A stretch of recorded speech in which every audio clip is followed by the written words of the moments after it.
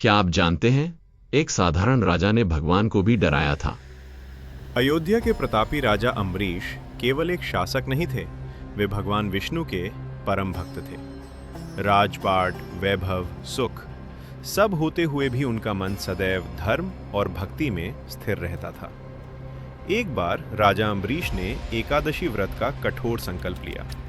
व्रत का नियम था द्वादशी तिथि के भीतर पारण करना अनिवार्य। उसी समय महान तपस्वी ऋषि दुर्वासा राजा के अतिथि बनकर आए।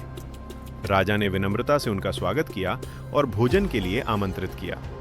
ऋषि दुर्वासा बोले, मैं स्नान करके आता हूं, और वे सरयू तट की ओर चले गए। समय बीतता गया, द्वादशी की सीमा निकट आने लगी। राजा अम्बरीश धर्म संकट में पड़ गए। यदि पारण न करें तो व्रत भंग, यदि पारण करें तो अतिथि का अपमान। राजा ने विद्वानों से परामर्श लिया। निर्णय हुआ, केवल जल का आचमन पारण भी होगा और अतिथि का अपमान भी नहीं। जैसे ही राजा ने जल ग्रहण किया, उसी क्षण ऋषि दुर्वासा लौट आए। क्रोध से उनकी आंखें लाल हो गईं। उन्होंने इसे अपना अपमान समझा। क्रोधित होकर उन्होंने अपने जटा से कृत्या राक्षसी उत्पन्न की और राजा को मारने का आदेश दिया।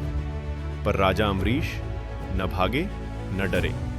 उन्होंने कोई शस्त्र नहीं उठाया। वे केवल मन ही मन भगवान विष्णु का स्मरण करते रहे। उसी क्षण भगवान विष्णु का सुदर्शन चक्र प्रकट हुआ।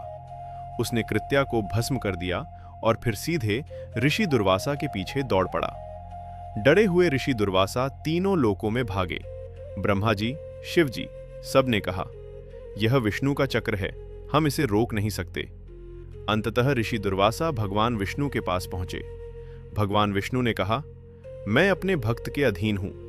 यदि राजा अम्बरीश क्षमा करें तभी तुम्हारा उद्धार संभव है। ऋषि दुर्वासा राजा अम्बरीश के चरणों में गिरे। राजा ने तुरंत प्रार्थना की, हे प्रभु, यदि मेरी भक्ति सच्ची है तो ऋषि को क्षमा मिले। सुदर्शन चक्र शांत हो गया। ऋषि दुर्वासा को अपने अहंकार का बोध हुआ।